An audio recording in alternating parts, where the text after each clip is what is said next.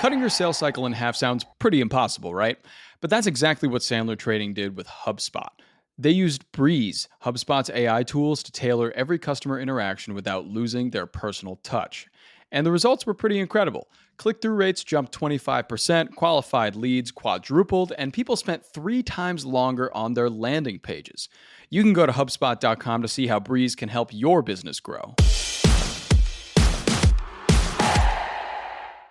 All right, good morning, everybody. Today's Wednesday, May 7th. I'm John Weigell here with Mark Dent, and this is the Hustle Daily Show.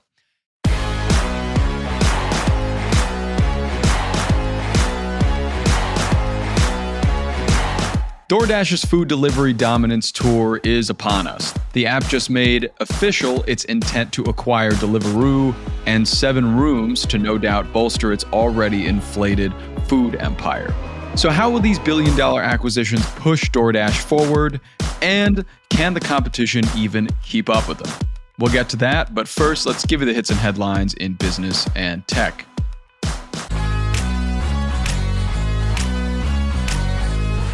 Today, we're starting off with Rite Aid. Rite Aid, once again, filed for bankruptcy on Monday, not even a year after it exited bankruptcy in September. It intends to keep stores open as it finds buyers, but Mark, crazy back-to-back bankruptcies here for Rite Aid. Never a good time when you file for bankruptcy and then 1 year later you file again.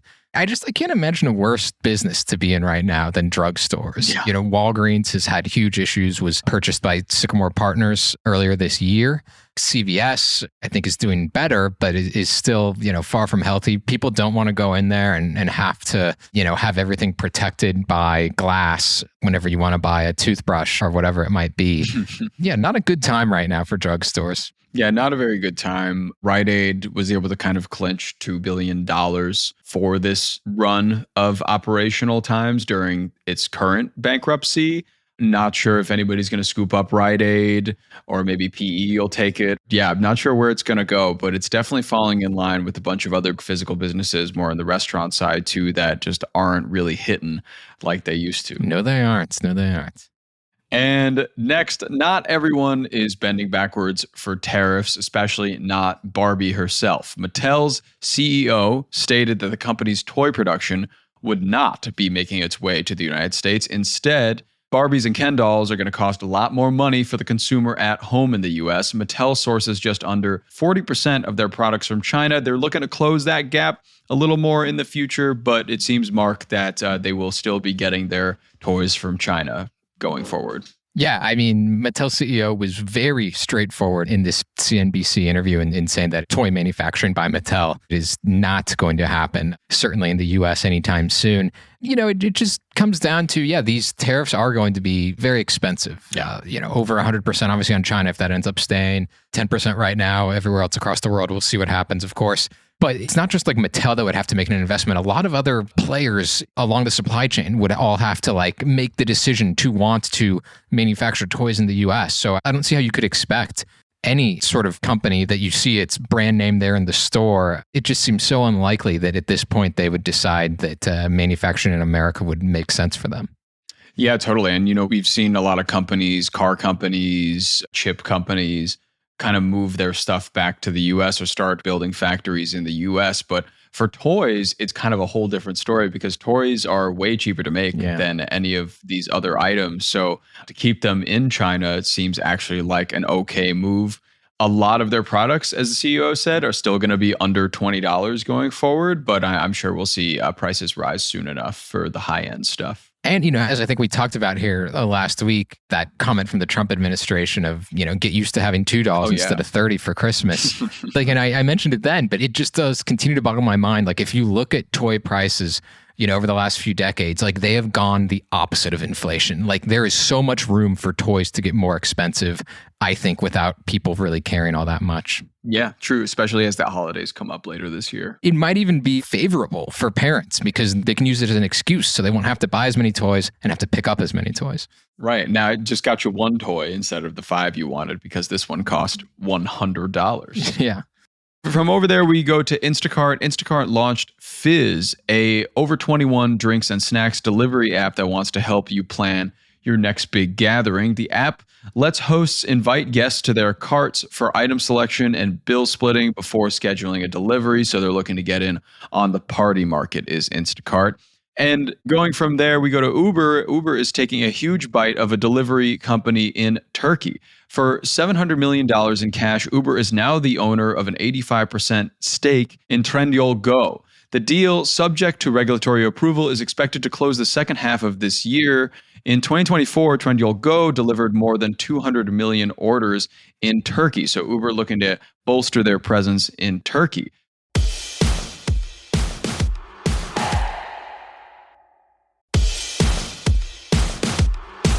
Okay, look, side hustles fail when they consume all of your time. I mean, every single bit of it. The pros, though, work smarter with AI doing all the heavy lifting.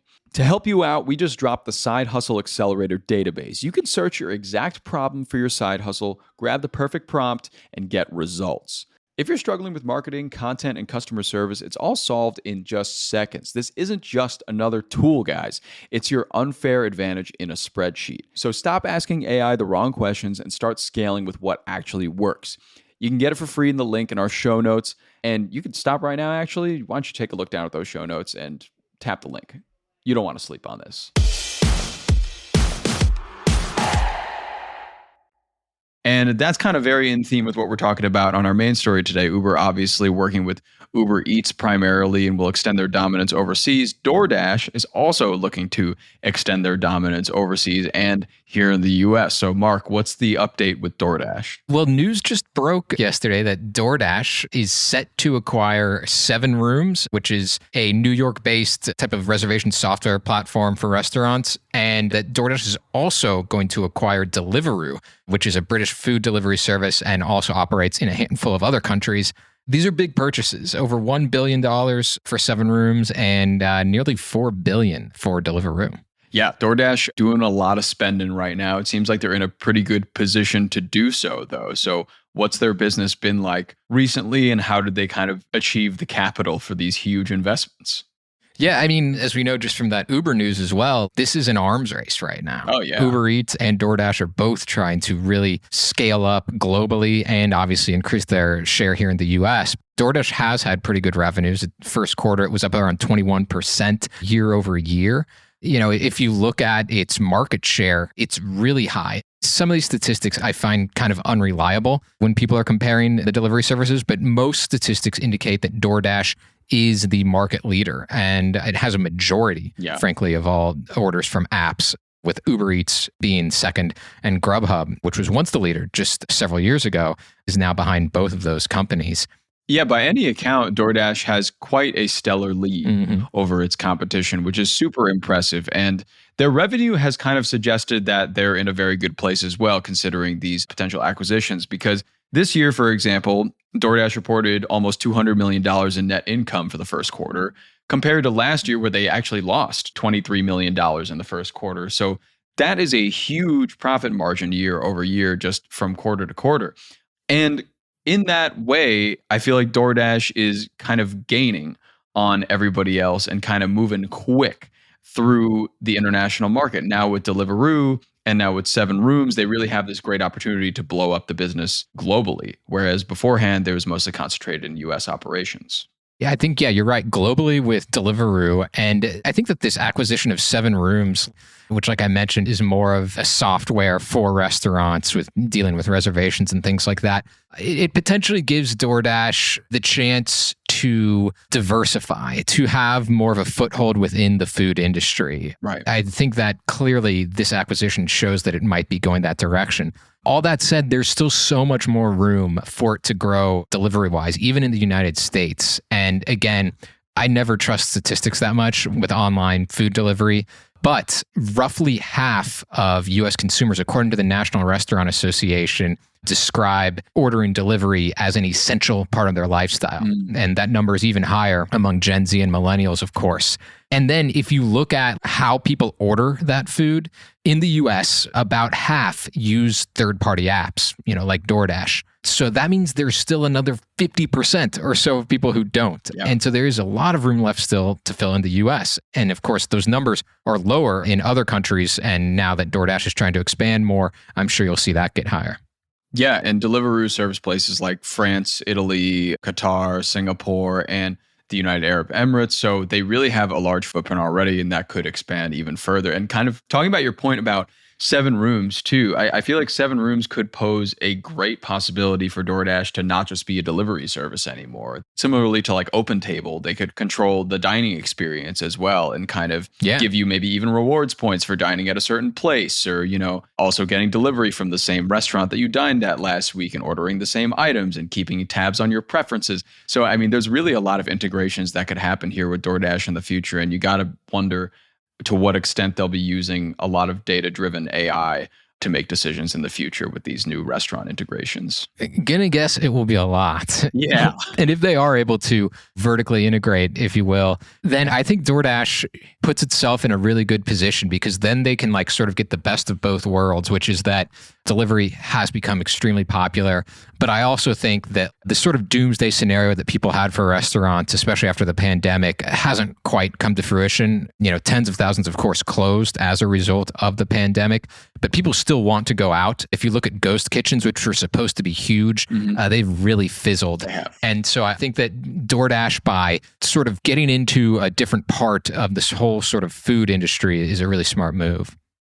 Yeah, I will say that I'm a DoorDash user compared to the other apps. I think it's the only one they actually have downloaded. I don't really use that often, to be honest, but I got to download it. They got a good deal with Chase. So, I don't know. I get a little bit of discount once in a while. So yeah, I know. I'm a rare delivery user, but I do use DoorDash, and I used to have Uber Eats, but I have not used that in years. Actually, though, I used to be a delivery driver for Postmates. No way. When it still existed. Oh, what a classic. Yeah. Oh my God. Did you ride the bike and everything, or were you in a car? No, I was living in Austin, Texas at the time. And so I was in my car. Well, good to know.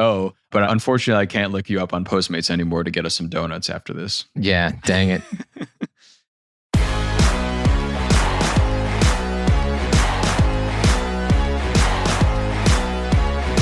All right, that'll do it for us today. Thanks for tuning into the Hustle Daily Show. We're a proud part of HubSpot Media. Our editor is Robert Hartwig, and our executive producer is Darren Clark.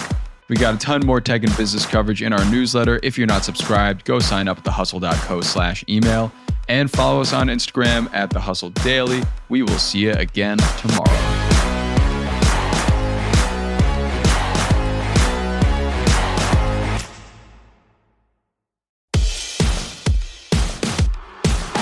Building a business can be really lonely. That's why The Hustle is proud to be the lead sponsor of the 2025 OOO Summit in New York City this May. It's the flagship event built by entrepreneurs for entrepreneurs. You could join us for game-changing sessions from speakers like Andrew Yang, Ankur Nagpal, and Sahil Bloom, plus unmatched networking with fellow founders. The Hustle team will be there with exclusive merch and experiences that you won't find anywhere else, and you could click the link in the show notes and use code THEHUSTLE for $100 off your ticket. See you in New York.